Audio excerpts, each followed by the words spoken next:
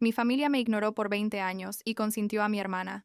Pero cuando mis padres robaron $50 de mi fondo universitario para pagarle fiestas y un auto nuevo a ella, los demandé y el juez los obligó a vender todo lo que tenían. Ahora están arruinados y ella trabaja en una cafetería. Tengo 20 años, estudio arquitectura en la universidad y necesito contar esta historia porque básicamente acabo de destruir a mi familia. O eso es lo que todos me dicen. Pero la verdad es que ellos me destruyeron a mí primero durante años y años, y nadie parecía notarlo o importarles. Lo que pasó hace unos meses con el dinero de mi universidad fue solo la gota que derramó el vaso, ¿sabes?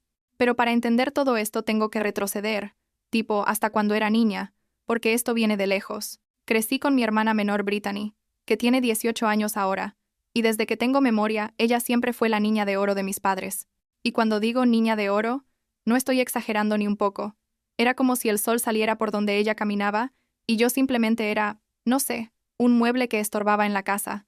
Brittany quería clases de ballet, le pagaban las mejores. Brittany quería el iPhone más nuevo, se lo compraban el día del lanzamiento. Yo pedía útiles para la escuela, y mi mamá me decía que usara los del año pasado porque todavía servían. Era así con todo, literalmente con todo.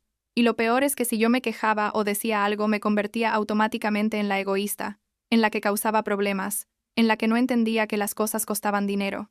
Pero curiosamente el dinero siempre aparecía cuando se trataba de Brittany. Y no era solo lo material. ¿Me explico? Era la atención, el cariño, todo. Mis padres iban a todos los recitales de Brittany, a todas sus competencias de gimnasia, se sentaban en primera fila con cámaras y pancartas. Yo estaba en el equipo de debate de la escuela. Gané segundo lugar en un torneo estatal cuando tenía 14 años, y mis padres ni siquiera fueron porque ese mismo día Brittany tenía una práctica de gimnasia regular, no una competencia ni nada especial, solo una práctica normal de martes. Recuerdo que mi profesora me llevó a casa después y me preguntó dónde estaban mis padres, y yo le dije que habían tenido algo importante, y ella me miró con esa cara de lástima que odio. Esa cara que dice que sabe exactamente lo que está pasando pero no puede hacer nada al respecto. Lo que hacía todo peor es que yo siempre era la culpable de todo. Si algo se rompía en la casa, yo lo había hecho. Si faltaba dinero, yo lo había tomado. Si Brittany llegaba llorando diciendo que yo había sido mala con ella, aunque fuera completamente mentira, yo era castigada sin ni siquiera preguntarme mi versión. Una vez, creo que yo tenía como 15 años, Brittany tomó la tarjeta de crédito de mi mamá y se compró como $800 en ropa en línea. Cuando llegó el estado de cuenta, y mi mamá lo vio, inmediatamente me acusó a mí. Me gritó. Me llamó ladrona. Dijo que era una decepción, y que cómo me atrevía a robarle después de todo lo que habían hecho por mí, lo cual era irónico, considerando que no habían hecho prácticamente nada por mí. Yo seguía diciéndoles que no había sido yo, que ni siquiera sabía el número de la tarjeta, pero nadie me creía. Mi papá me dijo que me iban a quitar mi teléfono, mi laptop, todo, hasta que devolviera el dinero. Y yo estaba ahí llorando y gritando que no había sido yo, y Brittany estaba parada en la esquina de la sala con esta sonrisita, y yo la vi y supe que había sido ella. Le dije a mis padres que revisaran las órdenes, que vieran las direcciones de envío, que vieran las tallas de la ropa que ni siquiera me quedaban. Pero mi mamá solo siguió gritando, y mi papá me mandó a mi cuarto diciendo que estaba castigada hasta nuevo aviso. 2 semanas después llegaron las cajas, todas dirigidas a Brittany. Mi mamá las abrió y encontró toda la ropa. ¿Y sabes qué pasó? Nada, absolutamente nada. Brittany dijo que había sido un error, que ella pensó que mamá le había dado permiso de usar la tarjeta. Mi mamá le dijo que está bien, que solo tuviera más cuidado la próxima vez, y eso fue todo. A mí nunca me pidieron disculpas. Ni siquiera me dijeron que tenían razón en dudar de mí o que se habían equivocado. Fue como si todo el drama de las 2 semanas anteriores nunca hubiera pasado, excepto que yo seguía siendo la mala del cuento de alguna manera. Ese día algo se rompió en mí, tipo, realmente se rompió. Fui al cuarto de mis abuelos. Bueno, mi abuelo y mi abuela por parte de mi papá. Ellos vivían como a 20 minutos de nuestra casa. Mi abuela siempre había sido como mi refugio. Era la única persona que parecía verme realmente, ¿sabes? Que notaba cuando yo estaba triste o cuando algo me molestaba. Llegué a su casa llorando y le conté todo, y ella me abrazó y me dijo algo que nunca voy a olvidar. Me dijo que mis padres estaban ciegos, pero que ella me veía, que yo valía más de lo que ellos podían reconocer. Mi abuelo estaba ahí también, y después de que me calmé un poco, me llevó a su estudio y cerró la puerta. Me dijo que él había notado el favoritismo, durante años, que no era mi imaginación ni yo siendo dramática. Me contó que había peleado con mi papá sobre esto varias veces, pero que mi papá siempre lo negaba o se ponía a la defensiva. Y entonces mi abuelo me dijo algo que cambió todo. Me dijo que cuando yo estuviera lista para ir a la universidad, él iba a asegurarse de que yo pudiera ir, que él había estado ahorrando dinero en una cuenta especial para mí, porque sabía que mis padres probablemente no me iban a ayudar. Lloré todavía más, pero de alivio esta vez. Sentí por primera vez en no sé cuántos años que alguien realmente se preocupaba por mí, que alguien estaba de mi lado. Esa noche me quedé a dormir en casa de mis abuelos, y cuando mi mamá llamó preguntando dónde estaba, mi abuela le dijo que yo estaba ahí y que me iba a quedar unos días.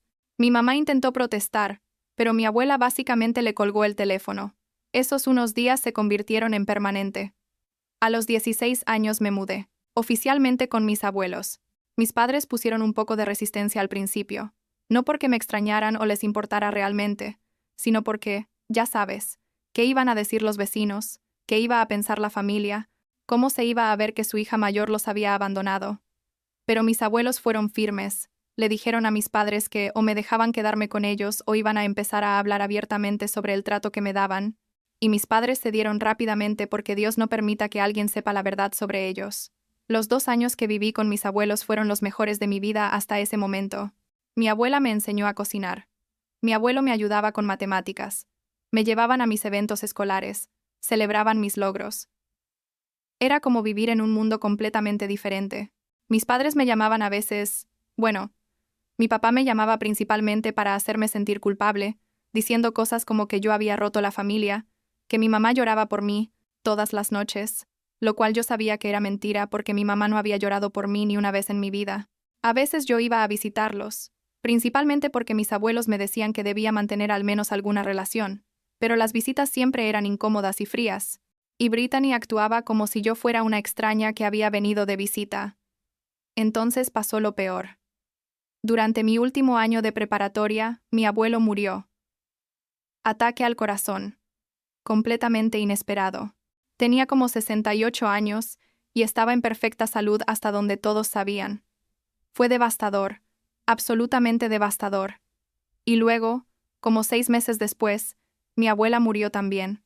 Los doctores dijeron que fue una embolia, pero yo sé que realmente fue de corazón roto. Suena cursi, pero es verdad. Ella simplemente no pudo seguir sin él.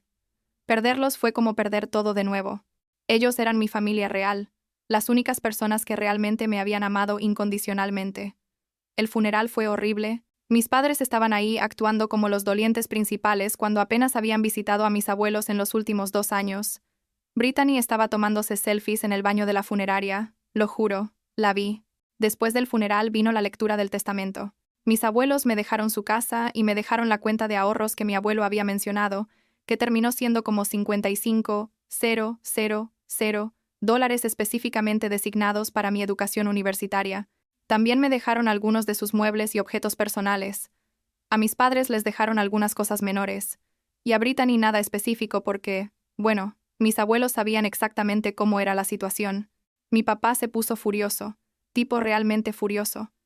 Dijo que no era justo, que la casa debería ser de él porque era su hijo, que el dinero debería dividirse equitativamente entre toda la familia, pero el testamento era claro y legal, y no había nada que pudiera hacer. Mi mamá lloriqueaba diciendo que, ¿cómo? ¿Podían mis abuelos hacer esto? Que yo los había manipulado en sus últimos años, lo cual era ridículo porque ellos habían hecho ese testamento años antes de morir, y yo ni siquiera sabía los detalles específicos hasta ese momento. Decidí quedarme viviendo en la casa de mis abuelos. Vendí algunos muebles que no necesitaba, actualicé algunas cosas y la convertí en mi espacio. Empecé la universidad ese otoño estudiando arquitectura, que siempre había sido mi sueño. El primer año lo pagué con el dinero del fondo, más algunas becas que había conseguido. Las cosas iban bien, mejor que bien en realidad. Por primera vez en mi vida me sentía libre y en control de mi destino. Entonces llegó el momento de pagar por mi segundo año. Fui al banco para hacer el retiro del fondo educativo que mis abuelos habían establecido, y ahí fue cuando mi mundo se derrumbó de nuevo. El balance de la cuenta era de $5,000, 5,000, cuando debería haber habido como 40,000. Todavía, después de haber usado 15,000 el primer año. Me quedé ahí mirando la pantalla de la computadora del banco, pensando que había un error, que tal vez estaba viendo la cuenta equivocada. Pero no era un error.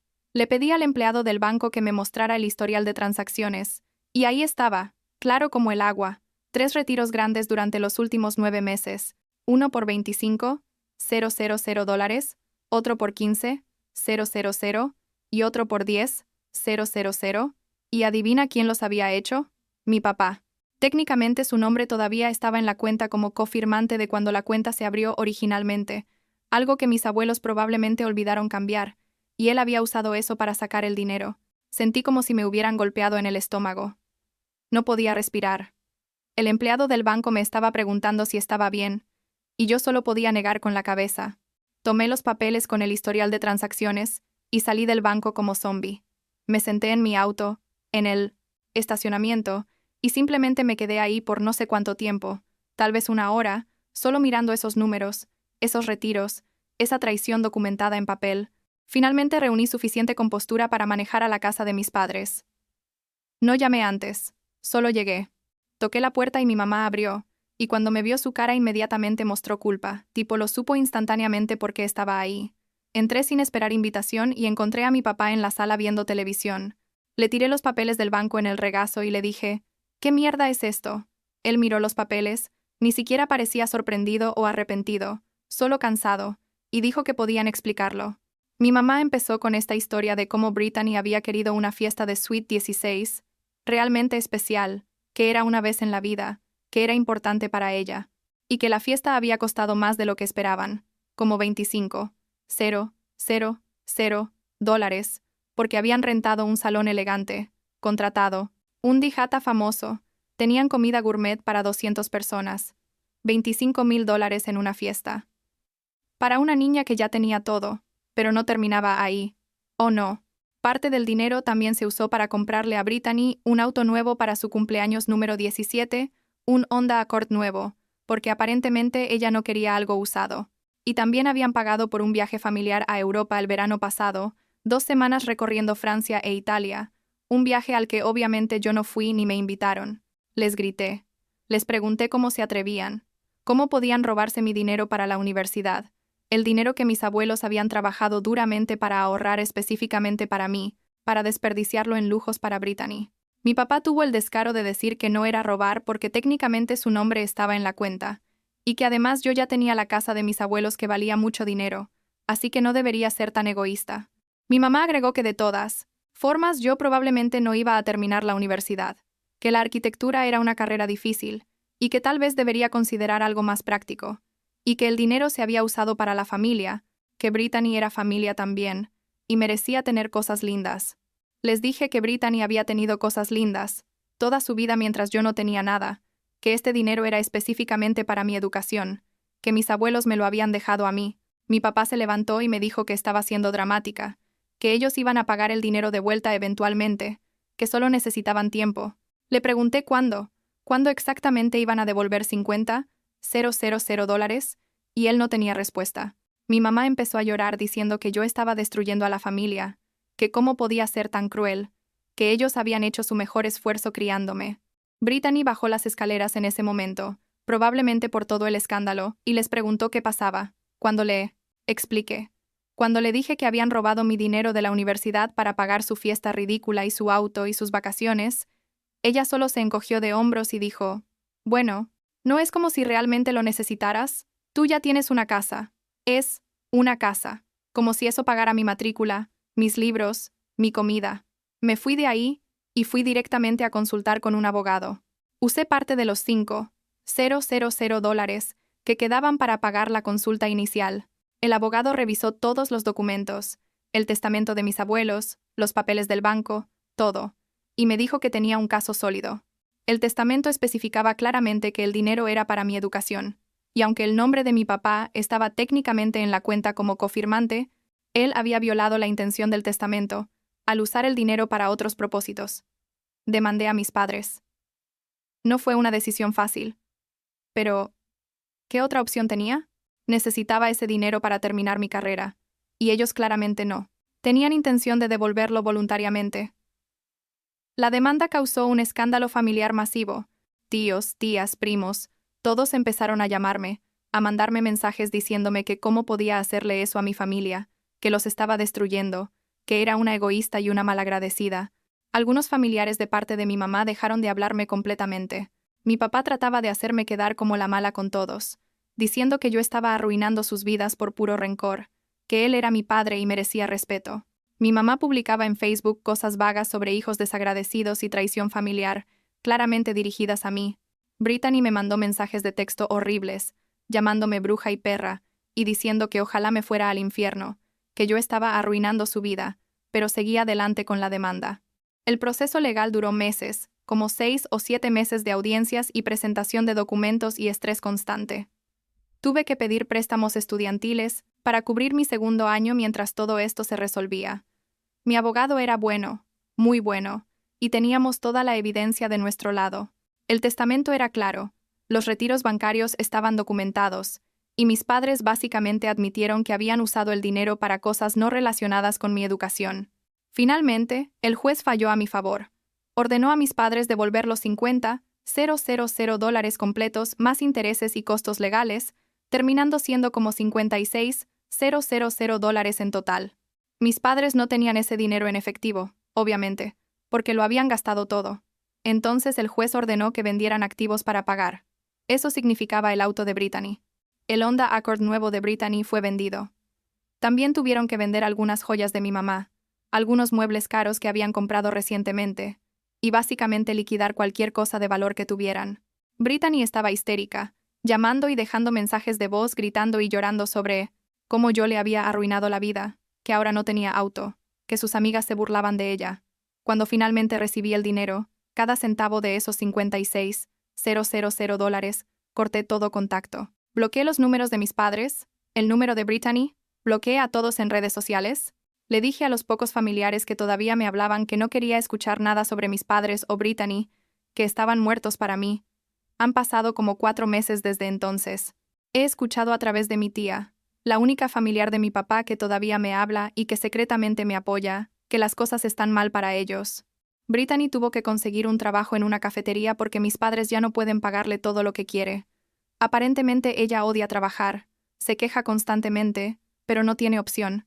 También escuché que mis padres no pueden pagarle la universidad completa ahora, después de haber tenido que vender todo y pagar los costos legales. Así que Brittany va a tener que ir a un community college en lugar de la universidad estatal, cara que quería. Mi papá me mandó un email hace como un mes desde una dirección nueva que yo no había bloqueado todavía. El email decía que ellos habían aprendido su lección, que entendían que habían cometido un error, y que si yo podía encontrar en mi corazón perdonarlos. Y luego, al final del email, me pidió si podía prestarles dinero para ayudar con la matrícula de Brittany, que después de todo ella era mi hermana y que sería lo correcto. Borré el email sin responder. No les debo nada. Ni perdón, ni dinero, ni mi tiempo, nada. Ellos tuvieron 20 años para tratarme como su hija, y eligieron no hacerlo. Eligieron a Brittany una y otra vez, y cuando finalmente traté de reclamar lo único que era mío, lo único que mis abuelos habían asegurado para mí, ellos me lo robaron sin pensarlo 2 veces. La gente me pregunta si me siento mal, si me arrepiento de haber demandado a mis propios padres, y la respuesta honesta es que no, ni un poco. A veces me siento triste por cómo resultaron las cosas, tipo triste de que tenía que llegar a esto, pero no me arrepiento de mis acciones. Hice lo que tenía que hacer para protegerme y para honrar la memoria de mis abuelos, las únicas personas que realmente me amaron. Ahora estoy en mi 3er año de arquitectura. Mis calificaciones son excelentes. Tengo un internado increíble para el próximo verano. Vivo en la casa que mis abuelos me dejaron. La he llenado de plantas y arte y cosas que me hacen feliz. Tengo amigos de verdad, una vida que yo construí, una vida que nadie puede quitarme, y eso es suficiente.